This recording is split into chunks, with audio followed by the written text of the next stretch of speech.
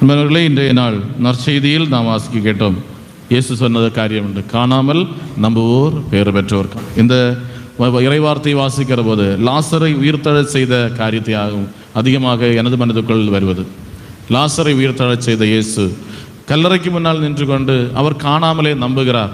தந்தையை, எனது விண்ணப்பத்தை கேட்டதற்கு நன்றி என்று ஜெபித்து கொண்டு லாசரை வெளியே வா என்று அழைக்கிற இயேசுவை நம்மால் இந்த விவிலியத்திலே காண முடியும். காணாமல் நம்புகிற இயேசு, அதாவது கல்லறை தோட்டத்திலே கல்லறைக்குள் இருக்கிற மனிதன் நிச்சயமாக உயிரோடு வெளியே வருவான் என்று நம்பிக்கொண்டு ஜெபிக்கிற இயேசு.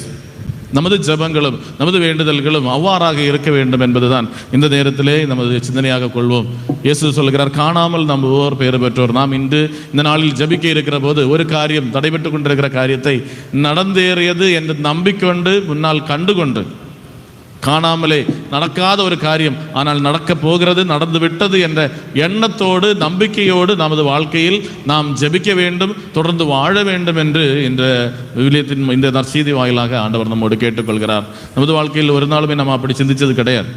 காணாமல் இருக்கிற காரியத்தை தெரியாது, கேட்காம இருக்கிற காரியத்தை தெரியாது அப்படின்னு நினைக்கக்கூடியவங்களாகும். நமது விசுவாசம் என்பதை பற்றி எபிரேயருக்கு எழுதப்பட்ட திருமுக வாயிலாக நாம் வாசிக்கிறோம். 11ஆம் அதிகாரம் 1ஆம் வசனம், கண்ணுக்கு புலப்படாதவை உண்டு,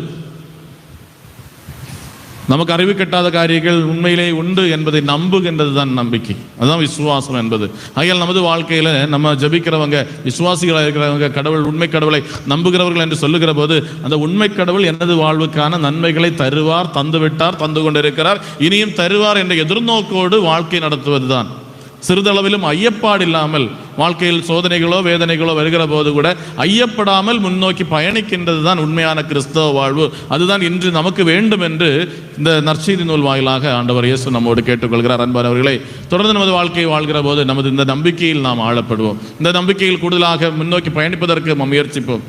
நமது வாழ்க்கையிலும் நாம் ஒவ்வொரு காரியங்களை கடந்து போகிற போது, சோதனைகளை வெல்கிற போதாக இருக்கலாம், அல்லது சோதனைக்குள்ளேயே கடந்து போய்கொண்டிருக்கிற நேரத்திலாக இருக்கலாம், நாம் ஜெபிக்க வேண்டியது, இந்த திருப்பலி ஒப்பு கொடுக்க வேண்டியது, ஆண்டவரே நன்றி, எல்லாம் நன்மையாக நீர் மாற்றிக்கொண்டிருக்கிறீர், எல்லாம் நன்மையாக மாற்றப் போகிறீர், ஆகையால் நான் நம்பிக்கையோடு முன்னோக்கி பயணிப்பேன். இதுதான் நமது வாழ்க்கையில் நமக்கு தேவையானது. ஏன் அன்பானவர்களே, நமது வாழ்க்கையில் கிறிஸ்து சொல்லி தருவது உனது வாழ்க்கையில் பிரச்சனை இல்லை என்று அல்ல.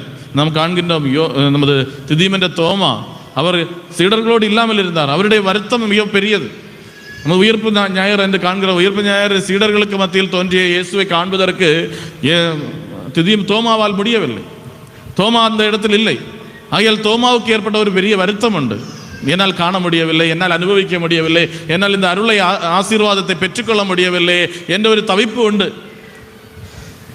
அதனால் தான் தோமா சொல்லுகிறார், நான் அவரை காணாமல் நம்ப மாட்டேன்.